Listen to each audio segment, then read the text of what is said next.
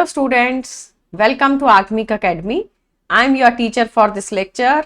Welcome to MCQ discussion series and topic for this lecture is chemical thermodynamics. Let's start with the questions.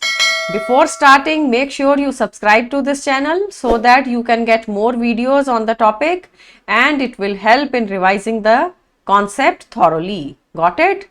So beta, in the chapter of chemical thermodynamics, we have to learn various thermodynamic processes first of all. I mean to say the isothermal process, adiabatic process, isochoric, isobaric, and then reversible, irreversible process, how to calculate the work done in various processes. Apart from that, we have the calculation of work done in reversible, how work done is calculated in irreversible, then first law of thermodynamics, which will include change in internal energy of the system and enthalpy of the system. Other terms like entropy, Gibbs free energy are to be considered, and questions on Hess law, questions on heat capacities, and apart from that, questions will be there on various types of enthalpies, enthalpy of formation, enthalpy of combustion, enthalpy of neutralization, and in the last part we have discussion on spontaneity of a process. Whether the process is spontaneous or not, we will see through delta G. Delta G negative shows spontaneity, delta G 0 means the system is at equilibrium, and delta G positive means the process is not spontaneous at all, process cannot occur, right? All these concepts are to be revised through these questions. So let's start our session with the first question. Question number 1. Identify the intensive property from the following. Intensive property क्या होती है पहले ये पता होना चाहिए. Intensive property का बेटा मीनिंग होता है the property which does not depend upon the amount of the substance. Amount आप बढ़ाएंगे और प्रॉपर्टी पे कोई चेंज ना हो, that is called as intensive property. और अगर अमाउंट बढ़ाओ तो सब्सटेंस का फिर प्रॉपर्टी भी बदल जाता है. जैसे कि आपने सैंपल का अमाउंट बढ़ा दिया तो वॉल्यूम बढ़ जाएगा, उसका मास बढ़ जाएगा. पहले इतना सैंपल था, अब आपने सैंपल इतना बड़ा कर दिया तो मास भी बढ़ेगा, वॉल्यूम भी बढ़ेगा. Even enthalpy will be increasing. Enthalpy क्यों इंक्रीज हो रही है? क्योंकि एंथैल्पी बेटा एक तरह से एनर्जी है, तो एनर्जी भी बढ़ेगी अमाउंट बढ़ाने से. But temperature, pressure etcetera they don't depend upon the amount of the substance. जैसे कि आपको बॉयल करना है, आपका सैंपल वाटर है, आपको 1 बकेट ऑफ वाटर दे दिया जाए या आपको 1 रिवर ऑफ वाटर दे दिया जाए, आपको बॉयल करने के लिए 100 डिग्री तक हीट करना पड़ेगा, राइट? अमाउंट चेंज होने से जब प्रॉपर्टी का रिजल्ट चेंज ना हो उसको इंटेंसिव प्रॉपर्टी कहते हैं. Hence our answer is option D. Temperature does not change with amount of the substance. Coming to the next question number 2. Which of the following is an extensive property? Extensive होता है which depends upon amount. It depends upon the amount of the substance. जो amount पे depend करेगी वो है extensive property. Amount बढ़ाते हैं तो enthalpy बढ़ेगी. आगे ऑप्शंस है concentration, density and melting point. Concentration देखिए बेटा, ये होता है number of moles per unit volume. तो नंबर ऑफ मोल्स एक एक्सटेंसिव प्रॉपर्टी है. आप सैंपल का अमाउंट बढ़ाओगे, नंबर ऑफ मोल्स बढ़ जाएंगे, और अगर आप वॉल्यूम बढ़ाओगे तो भी अमाउंट बढ़ाओगे तो वॉल्यूम भी बढ़ेगा और नंबर ऑफ मोल्स भी बढ़ेंगे, राइट? अब आता है कि दो एक्सटेंसिव प्रॉपर्टीज का अगर रेशो लो तो वो इंटेंसिव हो जाता है. नंबर ऑफ मोल्स भी एक्सटेंसिव है, वॉल्यूम भी एक्सटेंसिव है. डेंसिटी को देखते हैं. Density is the ratio of mass per unit volume. तो दो एक्सटेंसिव प्रॉपर्टीज आ गई. ये मास भी एक्सटेंसिव है, वॉल्यूम भी एक्सटेंसिव है. एज अ रिजल्ट दो एक्सटेंसिव प्रॉपर्टीज का रेशो लेने से रिजल्ट आ जाता है इंटेंसिव. मेल्टिंग पॉइंट भी इंटेंसिव है. किसी सैंपल को मेल्ट करना है, आइस को मेल्ट करना है, इतना सा पीस लिया या आपने बहुत बड़ा सैंपल ले लिया आइस का, स्मॉलर अमाउंट और बिगर अमाउंट, सेम टेम्परेचर पे आपको हीट करना है, सेम टेम्परेचर पे आपको फ्रीज करना है. फ्रीजिंग पॉइंट है तो फ्रीज करना है तो 0 डिग्री. एंड सपोज आपके पास इवेपोरेशन है तो आपको 100 डिग्री पे बॉइलिंग मिलेगी. एज अ रिजल्ट टेम्परेचर में चाहे मेल्टिंग पॉइंट लिख दें चाहे बॉइलिंग पॉइंट लिख दें वो अमाउंट पे डिपेंड नहीं करता है.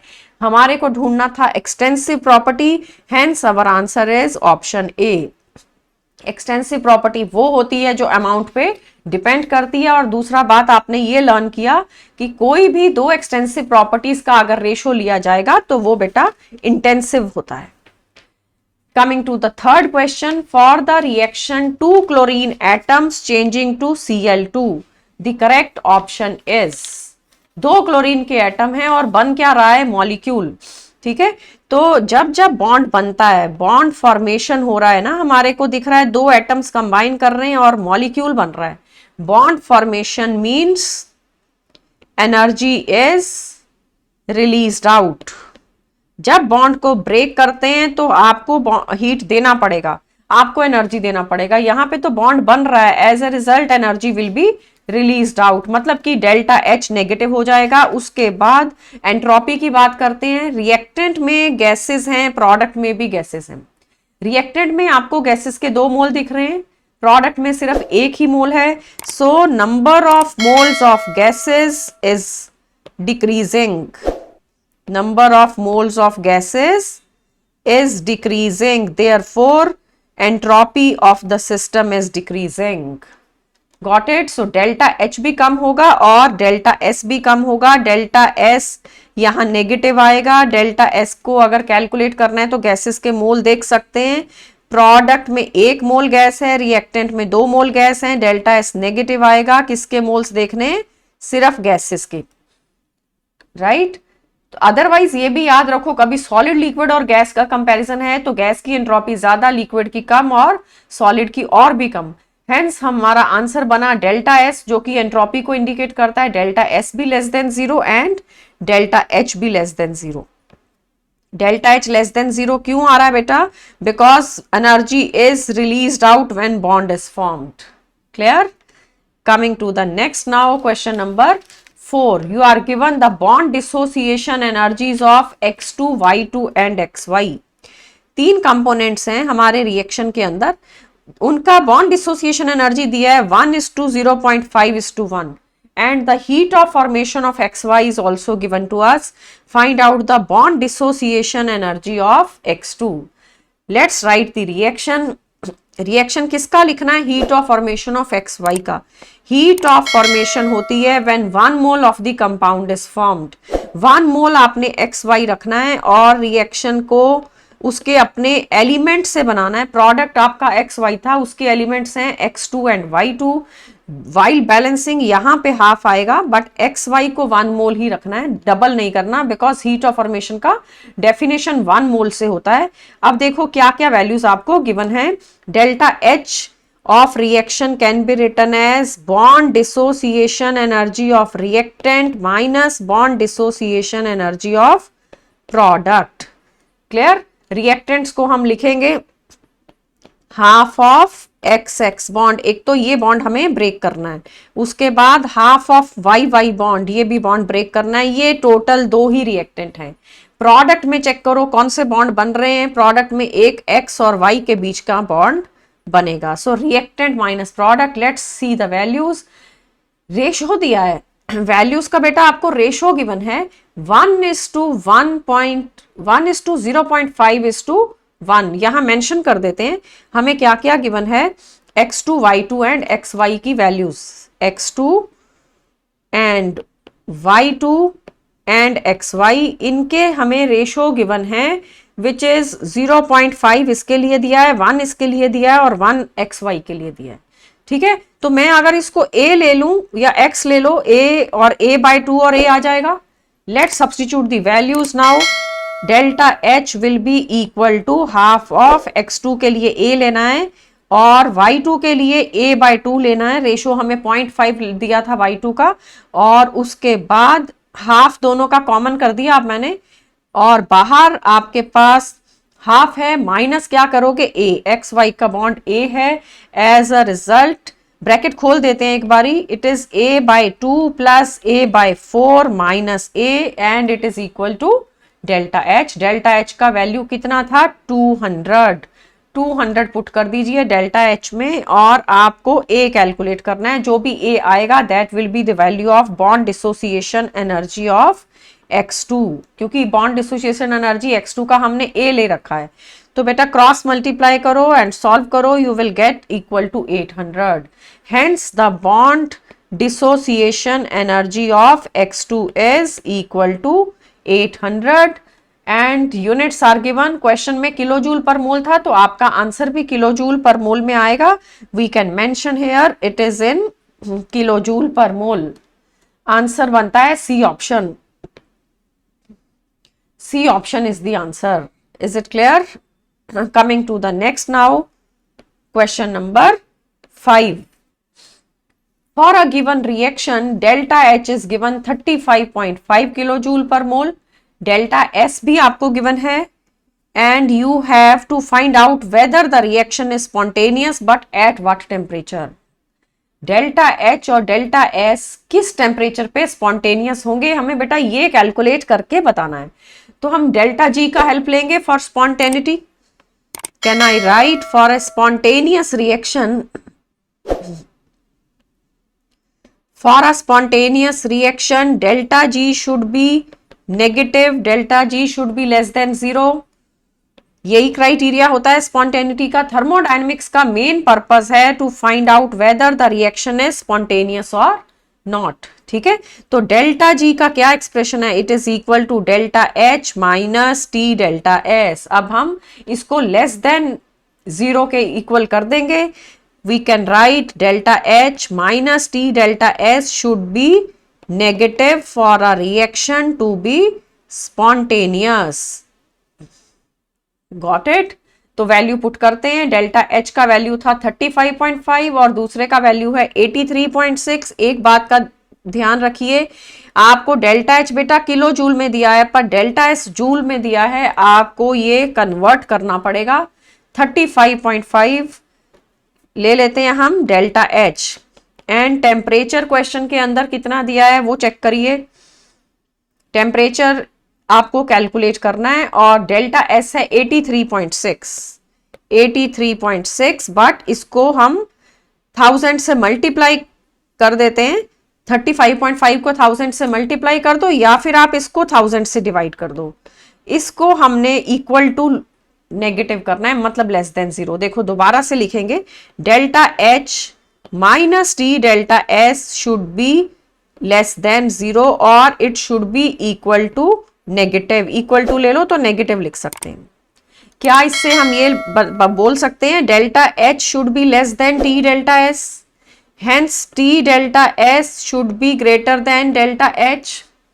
अब आप वैल्यू पुट कर देंगे, T should be greater then delta H upon delta S। तो यहाँ पे हम एक वैल्यू को किलो जूल में, एक जूल में दे रखा है, कन्वर्ट करेंगे। 35.5 था, अदर वॉज 83.6। मैंने इसी के जूल्स बना दिए, एक के जूल बना दिए 35.5 वाले के, दूसरा तो ऑलरेडी जूल्स में था, राइट? या उसके जूल बनाओ या आप उसके किलो जूल बनाओ, आंसर आ जाएगा T greater than 424.6 केल्विन। 424.6 आएगा डिवाइड करने के बाद, hence your answer becomes option A। Answer A option बनेगा। Temperature should be greater than 425, तभी रिएक्शन स्पॉन्टेनियस होगा। बी ऑप्शन केयरफुली देखो, बी में लिखा है ऑल टेम्परेचर्स पे स्पॉन्टेनियस है, दैट इज रॉन्ग। टेम्परेचर अगर 424 या 424 पॉइंट कितना आ रहा है 424.6, जिसको कि मैंने अप्रोक्सीमेटली 425 कर दिया। जब तक ये टेम्परेचर से अबव टेम्परेचर नहीं होगा रिएक्शन स्पॉन्टेनियस नहीं बनेगा। क्लियर? सो आपके पास डेल्टा H डेल्टा S दोनों गिवन थे, आपने कन्वर्ट करके यूनिट्स का ध्यान रखते हुए डेल्टा G को नेगेटिव प्रूव करते हुए टेम्परेचर कैलकुलेट करना है। Got it? Coming to the next question is, a gas is allowed to expand in a well insulated container against a constant pressure of 2.5 from initial volume of 2.5 liter to 4.5 liter। Insulated container है, पहला volume है 2.5 litre, gas expand हो रही है और 4.5 तक जा रही है। Calculate change in internal energy, delta U बेटा कैलकुलेट करना है। चेंज इन इंटरनल एनर्जी होता है डेल्टा यू। डेल्टा यू कैसे निकलेगा? It is equal to Q plus W। This is the statement of first law of thermodynamics. First law of thermodynamics से हम ये प्रूव कर देंगे कि delta U Q plus W के इक्वल होता है। बट क्वेश्चन में वर्क डन आपको गिवन नहीं है, हीट तो सीधा सीधा गिवन है, इंसुलेटेड कंटेनर है, प्रेशर दिया है, वर्क डन नहीं दिया। Got it? Insulated container, so heat is 0 because of insulation. insulated system means no heat is entering the system, no heat is leaving the system। तो आप यहां पे Q की वैल्यू तो ले लोगे 0। क्लियर? अब हम वर्क डन कैलकुलेट करते हैं। W is calculated by the relation minus P delta V। पहले आप माइनस लगा के रखो, final volume minus initial volume, ये एक्सप्रेशन हम पुट करेंगे। उसके बाद प्रेशर क्या दिया था हमें, 0.5 atmosphere pressure was given. Check कर लो, नहीं 0.5 नहीं था बेटा, प्रेशर था 2.5। ये मैं हाईलाइट कर दूं, 2.5 दिया है प्रेशर का वैल्यू, और वॉल्यूम है 2.5 से 4.5। इसको चेंज करके 2.5 बना देंगे। ये है 4.5 और ये है 2.5। Can I say the value is 2.5 multiplied by 2? 2.5 into 2 मतलब 5 आ गया, -5 आ चुका है। बट यूनिट्स इसके बेटा जूल नहीं है, इस बात का ध्यान रखना है। ये लीटर एटमॉस्फेयर में है, क्योंकि प्रेशर एटमॉस्फेयर में था, वॉल्यूम लीटर में था, तो वर्क डन आपके पास आ रहा है लीटर एटमॉस्फेयर के अंदर। क्लियर? इसको कन्वर्ट करना पड़ेगा। कैसे कन्वर्ट करेंगे जूल में? Keep in mind 1 liter atmosphere is equal to 101.325 joule. इस तरीके से हम ये कन्वर्जन फैक्टर लगाना है। ये कन्वर्जन फैक्टर याद होना चाहिए, वरना क्वेश्चंस में प्रॉब्लम आता है यूनिट्स का। Let's multiply with this number. Work done आपके पास आ जाएगा -5 इंटू 101.325 जूल्स। तो ये आप जब मल्टीप्लाई करोगे वर्क बनेगा -505 जूल, -505 जूल। और क्या कैलकुलेट करना था हमें? Change in internal energy, and Q तो 0 ही है। Let's apply the first law now. Delta E is equal to Q plus W। Q is equal to 0, work done है 505, hence delta E will be equal to minus of 505 joule. Got it? So question का answer बनता है B option, negative is the internal energy, क्योंकि system को work करना पड़ा, क्योंकि expansion हो रही है। एक्सपेंशन में हमेशा सिस्टम को वर्क करना पड़ता है। Clear? Coming to the next, work done in compression is positive, work done in expansion is negative. ये बात का ध्यान रखना है। Coming to the 7th question, for a sample of perfect gas, when its temperature is changed isothermally from Pi to Pf, what is the change in entropy? Delta S निकालना है। क्या क्या सिस्टम में चेंज हो रहा है? एक तो सिस्टम आइसोथर्मल है, और इनिशियल प्रेशर बेटा Pi था, फाइनल प्रेशर Pf था। डेल्टा S निकालना है, तो can I write change in entropy is given by dq upon t and we have to integrate. ऐसा लिखते हैं, चेंज इन एंट्रोपी ऐसे डिफाइन करते हैं, change in heat change in heat content of the system and divided by temperature. तो इसको बेटा 1 upon t into dq कर देंगे। This is equal to ds and the system is isothermal. Question ने isothermal condition दिया था। Isothermal का मतलब no change in internal energy. Isothermal process में सिस्टम का डेल्टा E 0 होता है, और डेल्टा E क्या चीज है?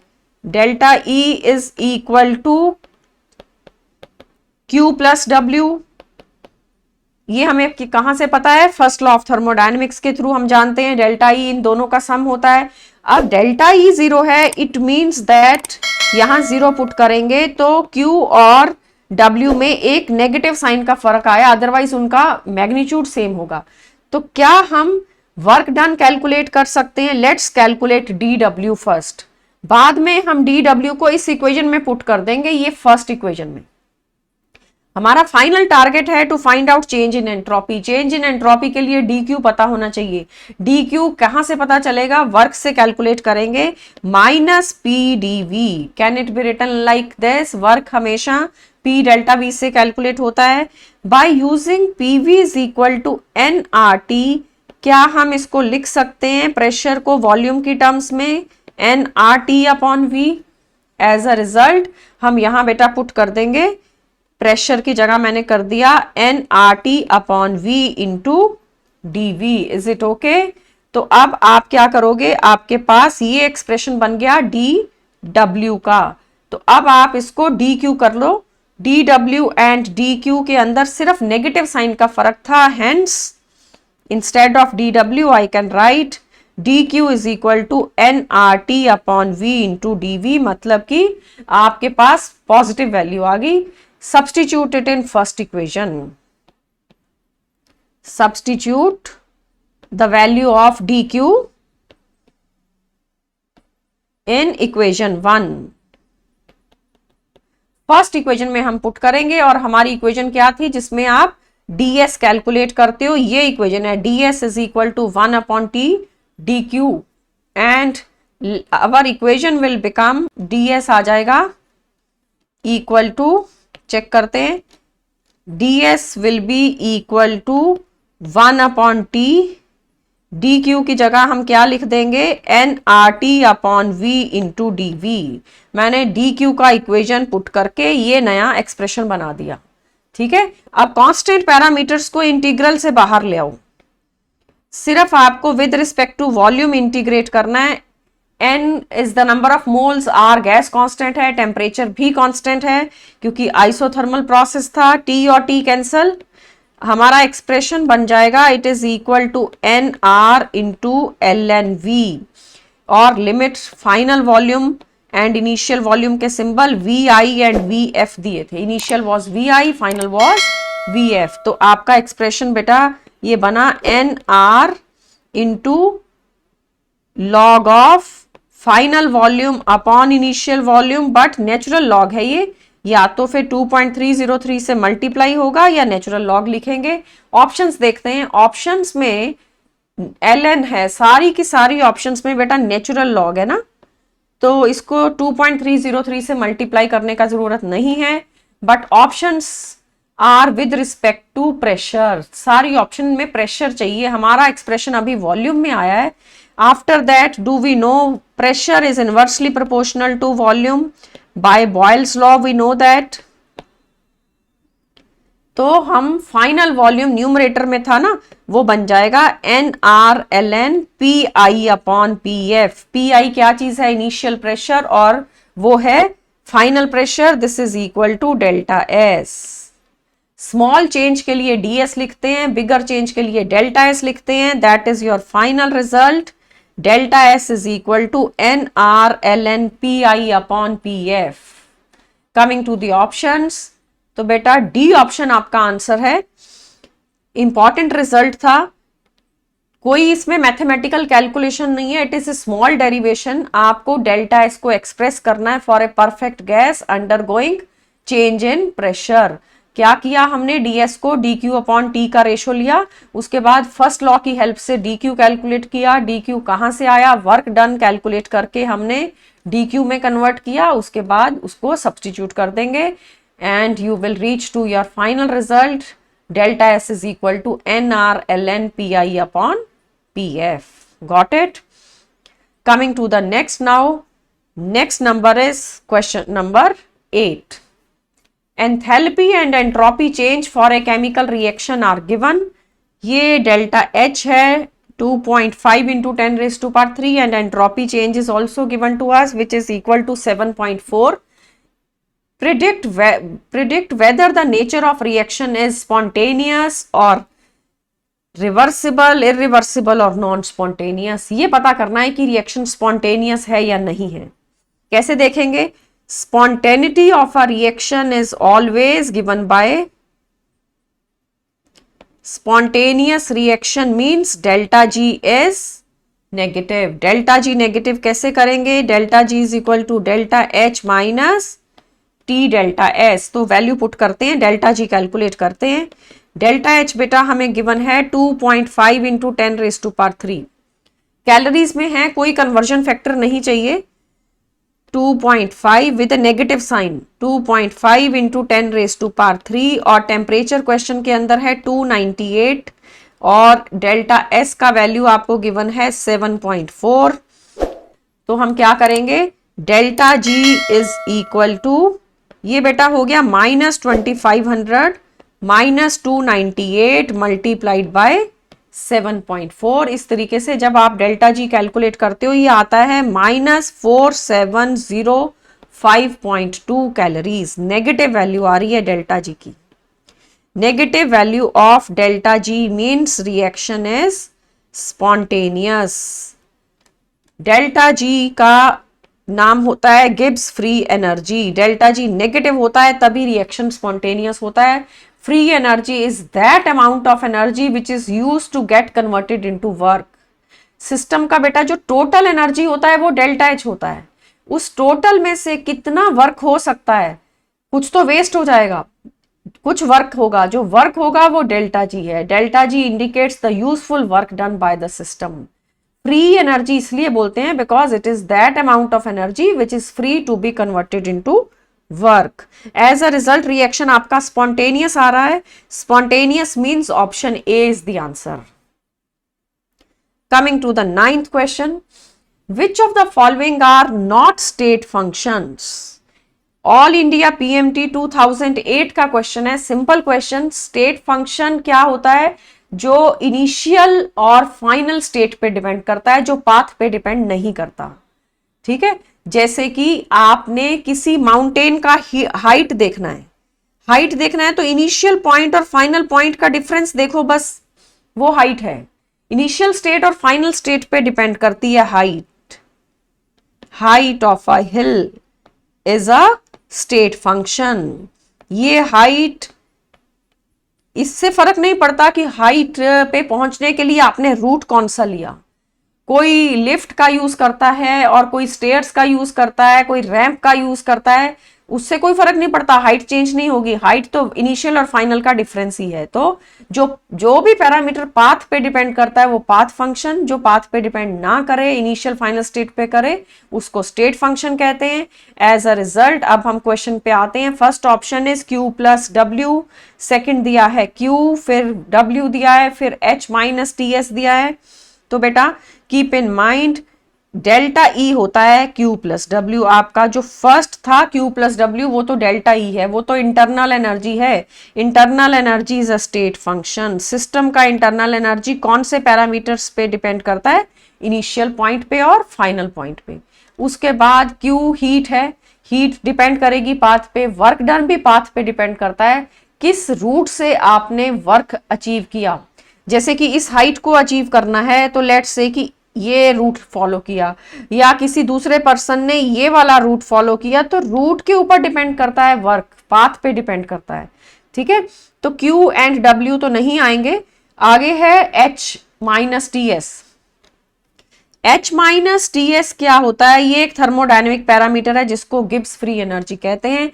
आपके पास delta G is equal to delta H minus T delta S का एक्सप्रेशन होता है। तो ये भी थर्मोडायनेमिक पैरामीटर स्टेट फंक्शन है, इनिशियल स्टेट फाइनल स्टेट के ऊपर डिपेंड करता है। As a result which are not state function पूछा था ना, नॉट स्टेट फंक्शन में आंसर है option A. 2 and 3 are not state functions. Is it clear? Coming to the next question now, question number 10। 10th question देखो, bond dissociation enthalpy of H2Cl2 and HCl are given. What are the values given? 434, 242 and 431। किस किस का? H2 का, Cl2 का और HCl का। And find out enthalpy of formation of HCl. It is a question from 2008 All India PMT, important question। Enthalpy of formation calculate करना है, delta H of formation, this is the question mark।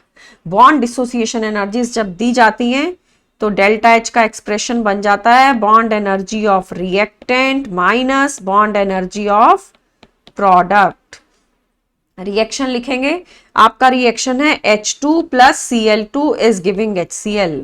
Reaction को इस तरीके से balance करिए कि HCl का 1 मोल ही बनना चाहिए, क्योंकि हीट ऑफ फॉर्मेशन का डेफिनेशन बेटा 1 मोल से होता है। It is the heat released और absorbed when 1 mole of the compound is formed.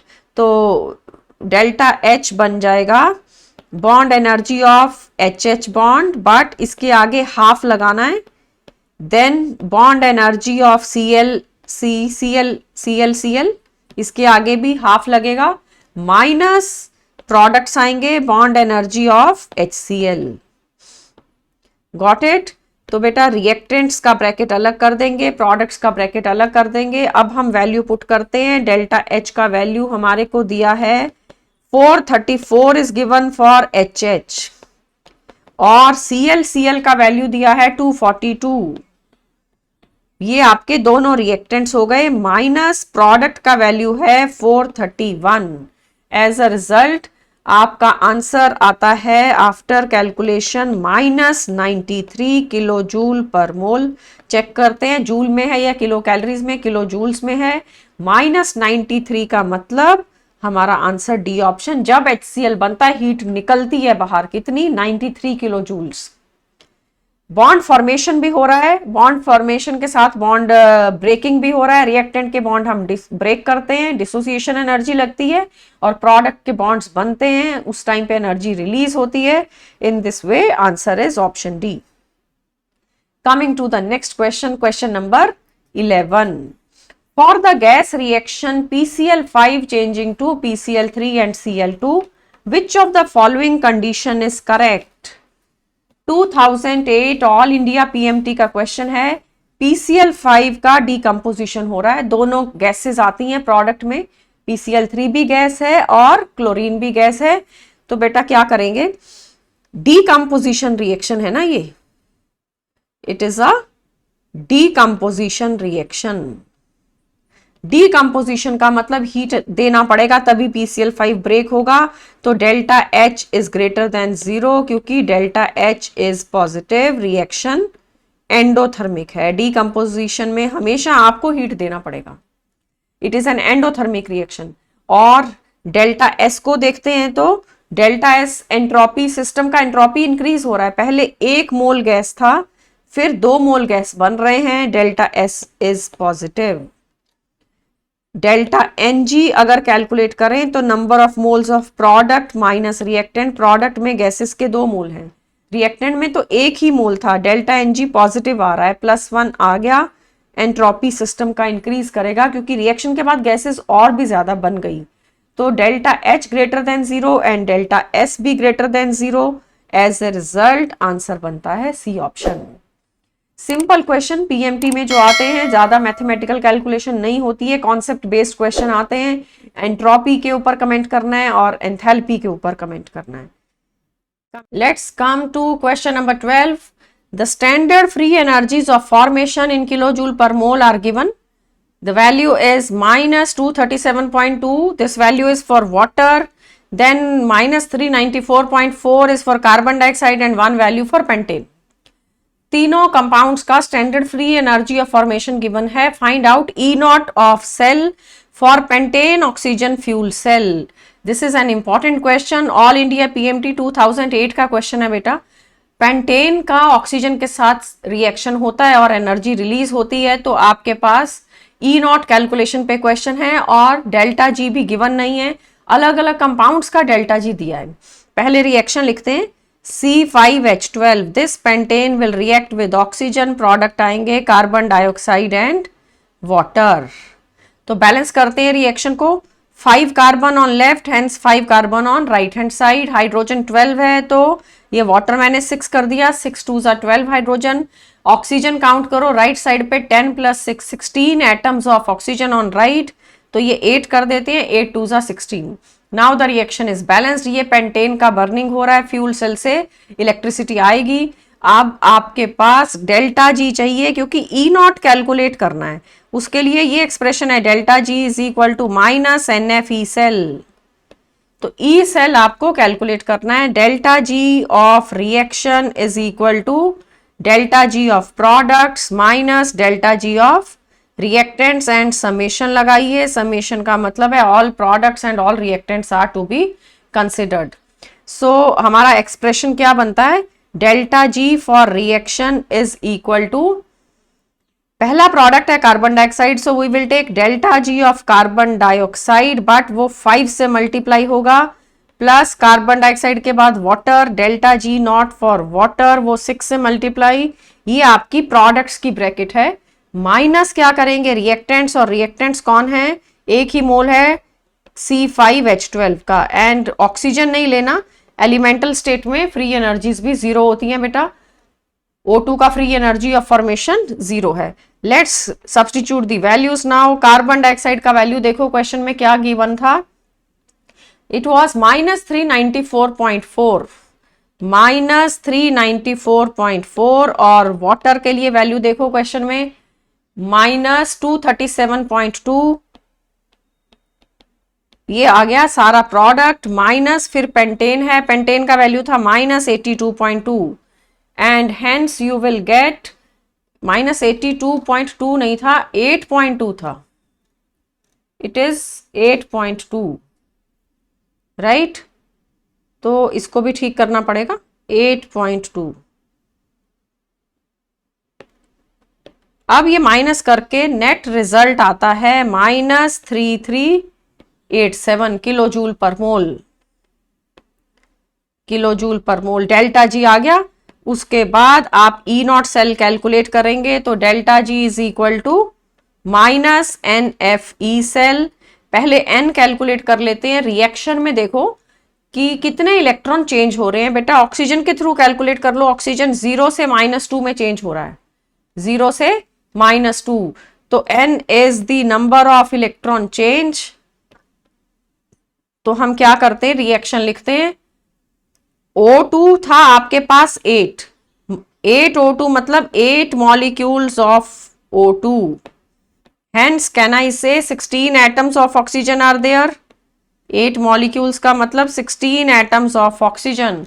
तो हर ऑक्सीजन एटम इलेक्ट्रॉन गेन करता है, 2 O2 माइनस बनता है, तो 16 into 2 is 32 electrons.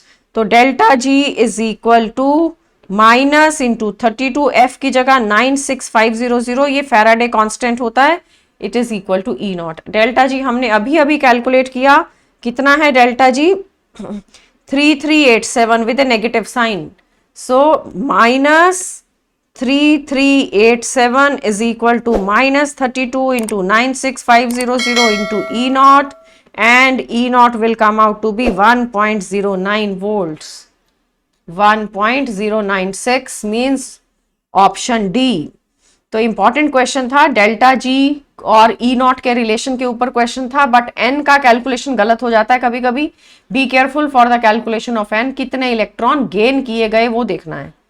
As a result आपका आंसर आया option D for this question. Let's come to the next question, question number 13th question में क्या है, the value of delta H and delta S are given.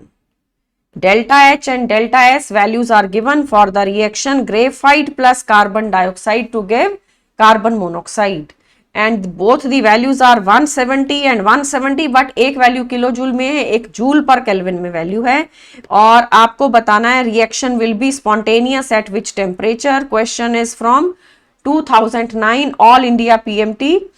क्या करेंगे, spontaneity के लिए हम डेल्टा जी पता करेंगे। अगर डेल्टा जी नेगेटिव आता है तो रिएक्शन स्पॉन्टेनियस है, और नहीं आता है तो रिएक्शन नॉन स्पॉन्टेनियस है। बट हमें यह पूछा गया है कि किस टेम्परेचर पे रिएक्शन स्पॉन्टेनियस बनेगा। तो can I right delta H minus T delta S should be negative. ये नेगेटिव बनाने के लिए हमें क्या करना है, delta H should be less then T delta S, यही मीनिंग निकलता है, क्योंकि स्पॉन्टेनियस के लिए डेल्टा जी नेगेटिव करना था। So temperature should be T delta S should be greater than delta H. Got it? T बेटा greater than delta H upon delta S करके आप वैल्यू निकाल दोगे। आपके पास वैल्यू आ रही है टेम्परेचर ग्रेटर देन, ये भी 170 था बट ये किलो जूल था, सो आई मल्टीप्लाई बाय 1000, और ये भी 170 था, दोनों का सेम वैल्यू।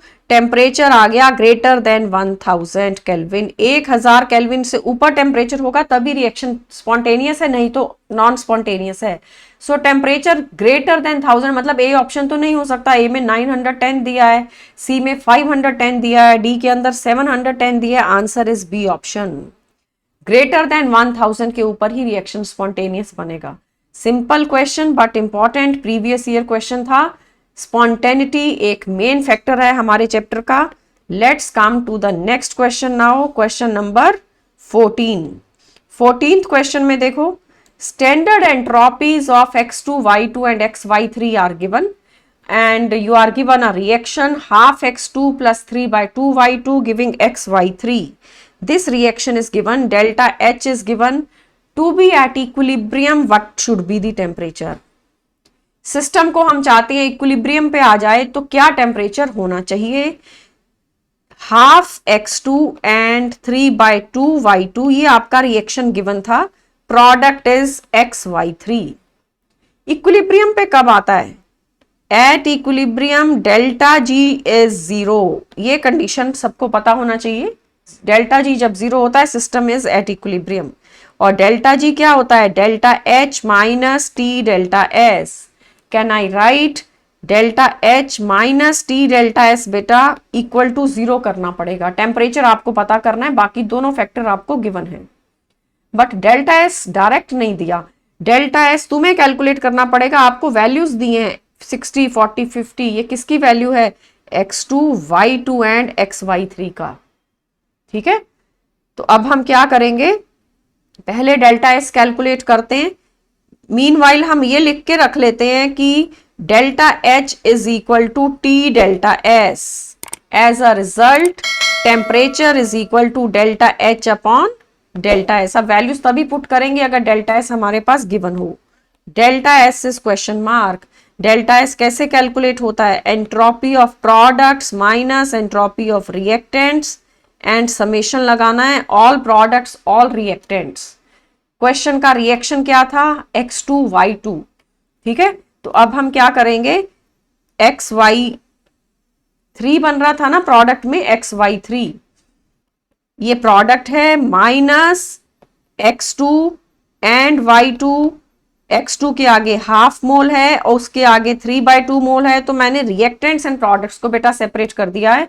अब हम वैल्यूज पुट करेंगे। xy3 का वैल्यू था 50, इसका वैल्यू x2 का वैल्यू 60 था और इसका वैल्यू आपके पास 40 था। ये हमने सारी वैल्यूज डेल्टा एस कैलकुलेट करने के लिए सब्स्टिट्यूट करी थी। Delta S comes out to be -40। Units check करते हैं। क्वेश्चन में joule per kelvin per mole था, तो ये आ रहा है in joule per kelvin per mole. Got it? This is equal to delta S. अब हमें क्या करना है? टी कैलकुलेट करना है। हमारा टी था equal to delta H upon delta S. Question में देखो डेल्टा एच कितना गिवन है? -30। This is equal to -30, but वो किलो जूल में है। -30 अब इंटू 1000 कर दिया, ये बेटा 40 आ रहा है। एंड टी अब हटा दीजिए क्योंकि नेगेटिव साइन सिर्फ ये इंडिकेट करता है कि रिएक्शन एक्सोथर्मिक है, heat is coming out. Okay, so temperature आ जाएगा इक्वल टू 750 केल्विन। 750 केल्विन पे जाके ये रिएक्शन इक्विलिब्रियम पे आएगा। अगर 750 केल्विन हम टेम्परेचर प्रोवाइड करें then the system is at equilibrium. So 2010 all India PMT का क्वेश्चन था। आपको कभी स्पॉन्टेनिटी पे कभी इक्विलिब्रियम पे क्वेश्चंस आएंगे। B careful for the temperature. Temperature कभी ग्रेटर देन आता है आंसर में, कभी लेस देन आता है, कभी इक्वल टू आता है। इन चीजों का ध्यान रखिए। Coming to the next question now, which of the following is correct option for free expansion of an ideal gas under adiabatic conditions? adiabatic conditions में आपको ये कमेंट करना है Q0 है या डेल्टा टी या वर्क डन, कौन कौन से पैरामीटर 0 हैं ये बताना है। तो देखो, for free expansion, free expansion का बेटा ये मीनिंग है ना कि external pressure is not there, gas freely expand करेगी। When external pressure is not there, then work done will be equal to 0. Work हम कैसे कैलकुलेट करते हैं? Work is calculated by P delta V. जब pressure external नहीं होता तो gas freely expand करती है, no work is to be done. और Q भी 0 है क्योंकि एडियाबैटिक लिखा है. In adiabatic conditions, no heat can enter the system, no heat can leave the system. Adiabatic conditions mean आपके पास Q0 and delta E is equal to Q plus W. This is the statement of first law of thermodynamics. अब हमने क्या क्या check कर लिया? Q0 है, work done 0 है, तो ऑटोमेटिकली डेल्टा E भी 0 हो जाएगा. 0 plus 0, hence delta E of the system is 0. Change in internal energy is 0. अगर इंटरनल एनर्जी का चेंज 0 है, इट मीन्स दैट टेम्परेचर भी चेंज नहीं होगा. एंड जो इंटरनल एनर्जी होती है वो टेम्परेचर पे डिपेंड करती है. Keep in mind delta E का एक्सप्रेशन होता है NCV delta T. CV is heat capacity of the system at constant volume. When there is no change in temperature, there will be no change in the internal energy of the system. Got it? तो तीनों parameter 0 हो गए. कौन कौन से तीनों? Delta E 0, Q 0 and work done also 0. क्योंकि question ने हमें दिया था एक तो फ्री एक्सपेंशन की वजह से वर्क डन 0 हो गया, और क्वेश्चन ने दिया था एडियाबैटिक कंडीशन, तो हीट कंटेंट 0 हो गया. As a result ultimately delta E 0 हुआ, तो डेल्टा T भी 0 बन गया. Coming to the options, correct option is D. Q0, delta T 0 and work done also 0. Clear? Next question is from 2011 PMT. Question में आपको delta H दिया है. Enthalpy change for the transition of liquid water to steam is given to be 30 kilo joule per mole at 27 degree Celsius. Find out the entropy change for the process. ठीक है, delta S हमें निकालना है, delta H given है, temperature given है. Simple question. Delta S is equal to delta H upon T.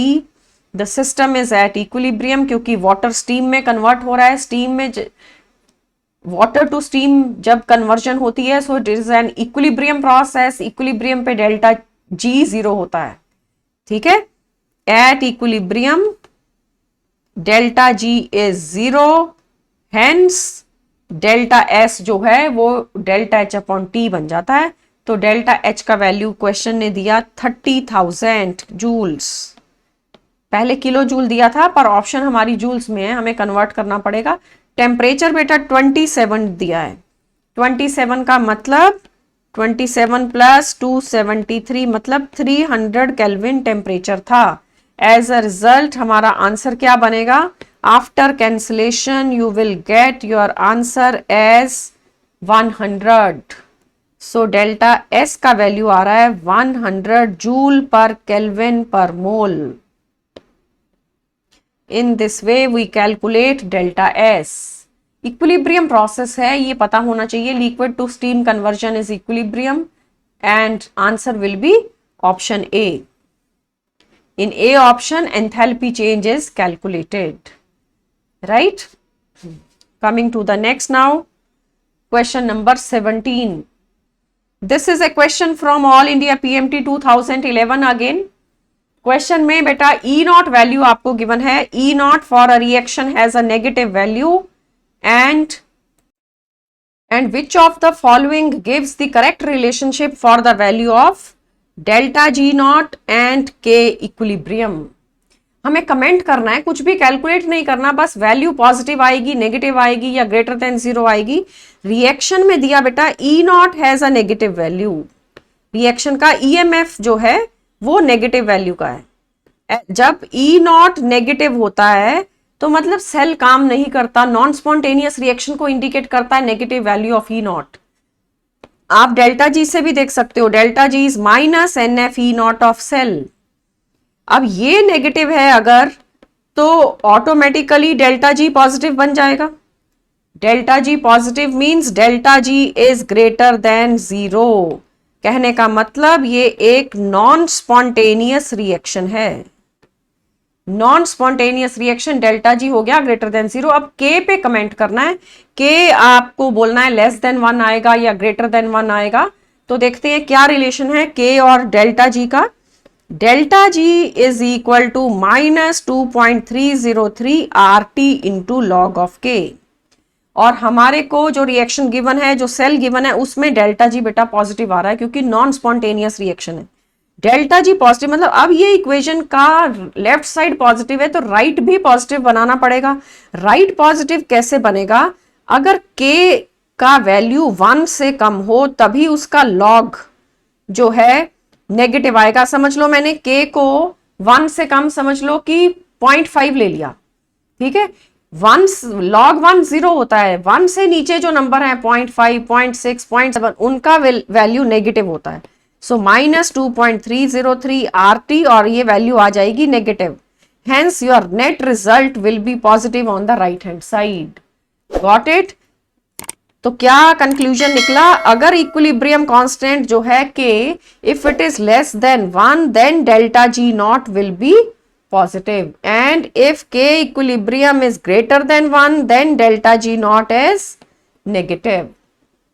Coming to the options में delta g greater than 0 and k less than 1 that is the correct option। मतलब A answer है आपका। Non spontaneous reaction कहां से पता चला था? क्योंकि ई नॉट नेगेटिव दिया था। ई नॉट से हमने डेल्टा जी पता किया by using this expression, delta G is negative of NFE। And further के पे भी कमेंट करना था।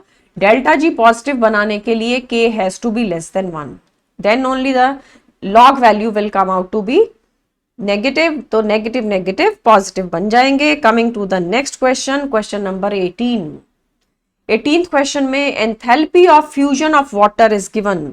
Enthalpy of fusion of water 1.435 kilo calorie per mole. Find out the entropy change for melting of ice. All India PMT 2012 का question है। आपके पास delta H given है बेटा 1.435। वाटर का मेल्टिंग का रिएक्शन लिखेंगे। आइस लिया, वाटर सॉलिड फॉर्म में है और ये सॉलिड के बाद लिक्विड बना। डेल्टा एच दिया है। टेम्परेचर भी हमें दिया गया 0 डिग्री सेल्सियस। 0 डिग्री को हम केल्विन में कन्वर्ट करेंगे तो ये 273 केल्विन बन जाएगा। तो आपको कैलकुलेट क्या करना है? Entropy change. तो delta S is equal to delta H upon T। Again it is an equilibrium process. जैसे बॉइलिंग इक्विलिब्रियम है ऐसे मेल्टिंग भी इक्विलिब्रियम है। And delta H value question में चेक करो 1.435। 1.435 को हम 1000 से मल्टीप्लाई करें, चेक करते हैं वो कैलोरीज में है या किलो कैलोरी। किलो कैलोरी में है, so you have to multiply by 1000 because all the options are in calories. So divide it by 273। तो ये डिवाइड करके बेटा बनेगा 5.260 calorie per kelvin per mole. Units are calorie per kelvin per mole. Hence the answer becomes option D. आप फिर से देखो एक बारी क्या किया है हमने। 273 से डिवाइड किया, डेल्टा एच को यूनिट सेम रखना है। ऑप्शंस के यूनिट कैलोरीज हैं तो हम डेल्टा एच का यूनिट भी कैलोरीज में ही रखेंगे। Got it? Coming to the next now, question number 19। In which of the following reactions the standard reaction entropy change is positive? Delta S positive लेना है और delta G decreases sharply with increasing temperature. It is a question from 2012 PMT. आपको delta S और delta G दोनों पे comment करना है। Delta S positive देखिए, डेल्टा S पॉजिटिव तो number of moles of gases से दिख जाएगा।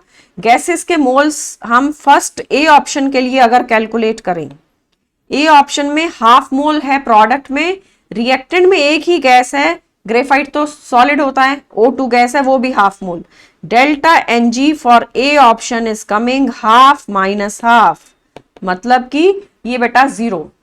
बी ऑप्शन को देखो, बी ऑप्शन में डेल्टा NG आता है 1 मोल कार्बन मोनोऑक्साइड दिया है और रिएक्टेंट में हाफ मोल है, it is coming out to be half. C option C में 1.5 and 1, ठीक है, ये वैल्यूज हैं सी ऑप्शन के लिए। प्रोडक्ट में 1 mole, delta N G is equal to 1 mole of gases in the product, reactant में हो रहा है 1.5, 1 प्लस हाफ, ये तो आ गया नेगेटिव।